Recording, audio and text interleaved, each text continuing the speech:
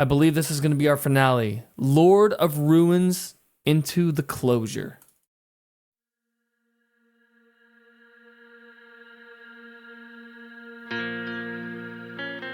We've already seen this, and it's an amazing video.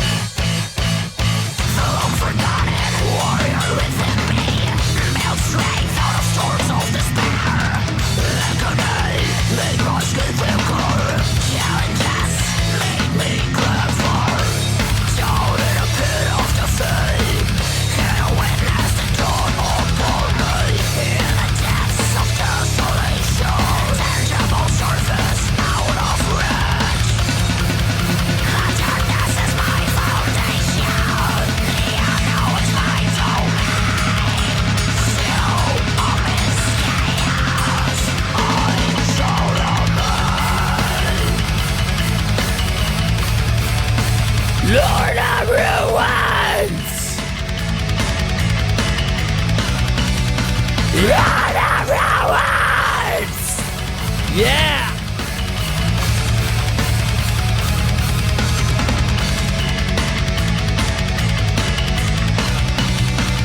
Lord of Ruins! To rebuild my shattered selves, to honor my path, reason around my whole parts of me I survive. Yeah, that looks like Haster, dude. I think they got some of the ideas from this album cover from Lovecraftian mythology or Lovecraftian universe. A lot of people believe that Lovecraft is, well, he was real, but a lot of people believe in like Dagon, Haster, Nyarlathotep, stuff like that.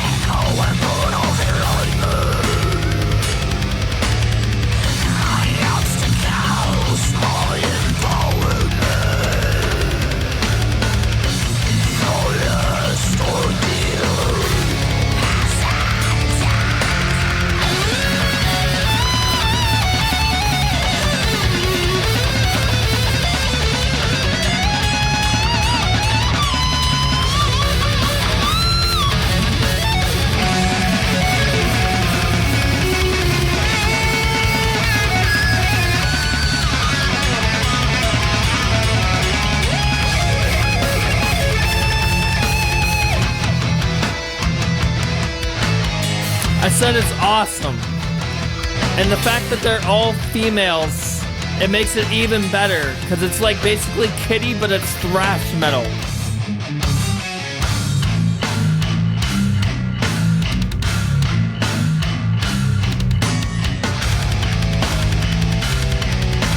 Fernanda's bass cuts right through the mix as well. I love it.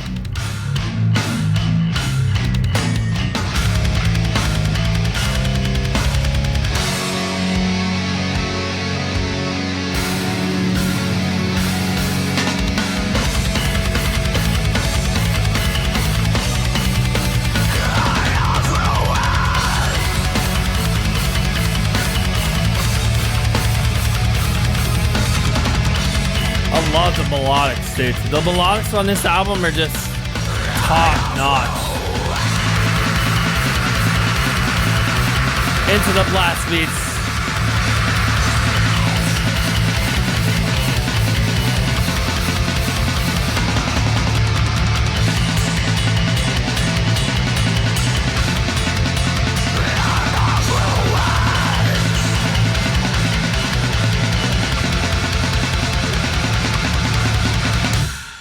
Awesome.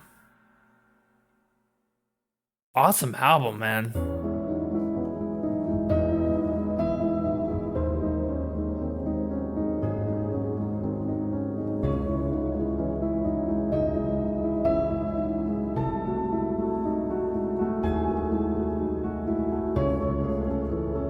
I wonder what the 7 swords symbolize on the front cover. It could be that good has taken over evil. 7 is God's number. And maybe that's a demon sitting on its throne. Maybe it could be Satan himself, because there's red candles. And red candles symbolize basically seances and everything. And seances, witchcraft, is part of Satan's agenda, if you didn't know that. But we're going to talk about the album first, then we'll talk about the story. Really, really, really cool, man. Really, really fucking cool album. Miss Bernard, thank you very much for throwing this in for a request. Really, really love this. I'll be looking into more by this band. Hopefully we get another request for their older album. But here's the hoping. Dude, let's get into this review. Man, what a fucking album. Very, very talented musicians in this band, man. All 4 of them are very, very talented. My favorites on this album, I probably gonna have to say my favorite on this album is Stronghold, dude. Dude, Strong was amazing. The solos on this, and so much stuff.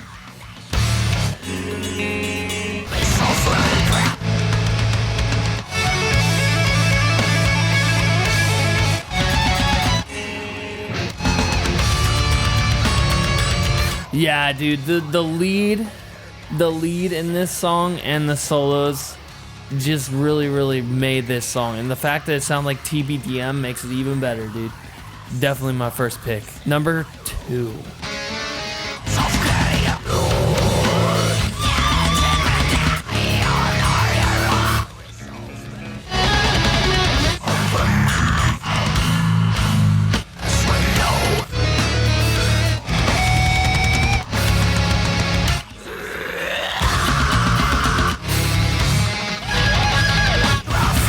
Yeah, we're going with Dark Clouds, dude. Dark Clouds, the solo, and just the beginning where Fernanda just does that scream. And dude, the drums on this song are just technically just amazing. Like, just fucking amazing drums on this song, dude. And number 3, I'm probably gonna have to go with Lullaby for the Forsaken. Dude, this song was very, very unique because they brought like a whisper with a scream, dude. And I really, really like that. Or something. It sounded completely just inhuman of what they brought to the table on this song, dude. And I really, really like that. It's very, very original. The album MVP is going to Miss. Is it Miss or Mrs. Fernanda Lira, dude. Her screams are probably the heartbeat of this album. Not really the drummer's the heartbeat, but they just make this so much better, dude. Her lows, her highs, everything, her mids, everything about her is this album. And she gets my pick for album MVP, dude. She fucking killed it on this album. Similarities. Now I wrote this down. Fuck. Alright, so there's a couple songs on here that reminded me of kind of deathcore, but we're gonna get into that a little bit later. I know I'm gonna get shit for saying this is deathcore, but yeah. It kind of sounds like it, but it kind of doesn't. I don't know. I think the number 1 similarity to this band is Exodus. 100% Exodus. Exodus has this like Egyptian sounding fucking solos and Egyptian sounding guitars and melodic guitars. I think that was their hugest similarity in this album. Like newer Exodus. I know a lot of people give me shit saying that not all Exodus sounds like that. Well, Children of a Worthless God is the only Exodus song I've ever heard, and I've heard from my buddy Glenn that they very Egyptian sounding band or Arabian sounding band, and I fucking love that. So it's going to Exodus. Number 2, I want to give this to Lamb of God, dude. It's very groovy. It's got the lows. She got the highs. and there's solos in it, dude, and it reminds me of Lamb of God. Some of the composition on the guitars reminds me of Lamb of God. I don't know why I didn't wear my Lamb of God hat. I would love to see his band open for Lamb of God. That would be fucking sick if Randy did a collab with them. That would be really, really cool. That's going to Lamb of God for sure. Number 3, there's no singing in this, but I'm going to give this the Testament. Again, with the composition of the guitars, the drums, especially the drums, go into Testament. Very technical drums, and just the guitars, again, melodic guitars, and just a lot of the riffs in here kind of remind me of Testament. Number 4, the Black Dahlia Murder, dude. A lot of this stuff in here has melodic guitar. In a sense, it's kind of Melodeath, but it's kind of not Melodeath because there's no singing, but there is screaming throughout this whole album. There's a lot of melodic guitars, so I guess I could give this Melodeath, but not really. I don't know. It's not really, but yeah. It's going to the Black Dahlia Murder. A lot of the screams that Fernanda does, it reminds me of Trevor, rest in peace. And also a lot of the guitar composition with the melodic guitars brings off the like everything went black, moonlit equilibrium vibes, and just I reviewed the whole album of the Ritual and absolutely loved it. And I will be getting to more TBDM in the future, but definitely going to TBDM. And finally, my final similarity is JFAC. Job for a Cowboy has a lot of taps in their music, and especially with like in the verses and stuff, and they do a lot of that, and it reminds me of Job for a Cowboy. A lot of people give me shit. Job for a Cowboy is not a deathcore band. They're more of a death metal, extreme death metal band. And yeah, I'm gonna give it to Job for a Cowboy for sure. Number 1 genre, it's death metal. 100% death metal, 100% to a T fucking death metal. It's all over the place. It's got the fucking growls, it's got the fucking guitars, it's got the fucking drums. It's death metal, dude. This is death metal. Number 2, it's extreme as fuck, dude. This is extreme metal. Extreme. It's just all over the place. The drums, the guitar, everything, the vocals, it's extreme. And you just don't know where it's gonna go. It's going everywhere, at all place at once. It's just non-stop fucking adrenaline throughout this whole album. Number 3, it's thrash. It's very thrashy. It has a lot of thrash riffs, has a lot of thrash drum beats, and I'm gonna give it the thrash for sure. I'm not even that big of a thrash fan, but I'm starting to get into it. Death Angel was pretty fucking sick. Number 4, melodic. Very melodic, dude. Very, very melodic guitars and vocals as well. There's not really singing in this, but melodic growling vocals and melodic guitars going over like the rhythm and the leads and stuff. It just really, really brings off that Exodus sound, and I love it. Love it. I think Exodus is probably my favorite thrash metal band. I've only heard one song. Hopefully I can check an album out in the future. But yeah, definitely going to melodic. Number 5, it's groove. Dude, this album just makes you want to fucking dance. It makes you want to get up and dance and just bang your fucking head to it. Like every single Lamb of God album I have listened to, I've just non-stop headbanging. I've been to 6 concerts for Lamb of God, and they killed it every single fucking time, dude. It's fantastic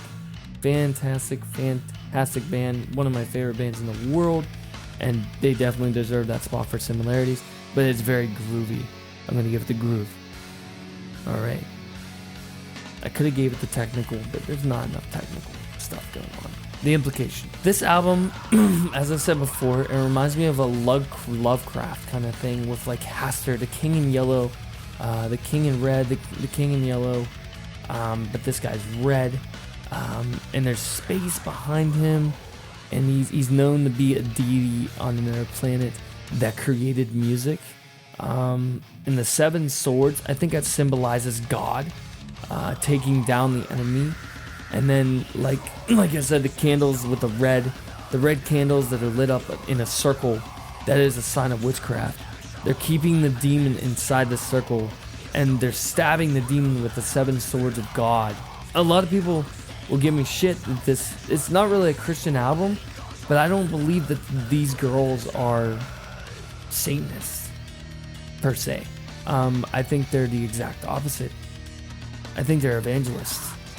And in this album cover, it really brings off that divine aspect to it. I'm starting to lose my voice. Sorry. My rating. Dude, this album is flawless. Absolutely flawless. The only thing I have a problem with is the fade outs. Other than that, this album's getting a 10 out of 10. It's almost as good as an Over 9000, but it's just not making it because of those fade outs. It's a 10 out of 10. It's perfect, but the problem is it's not super perfect. It's not perfection. It's not past perfect.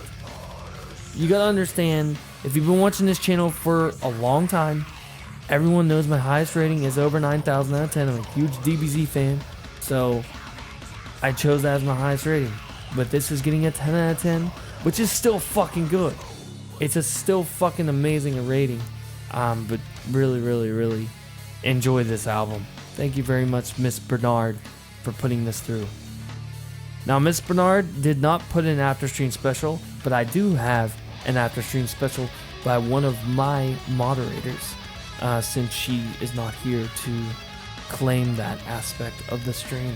Our next album review will be Tristania, World of Glass, and we'll see you here next Friday.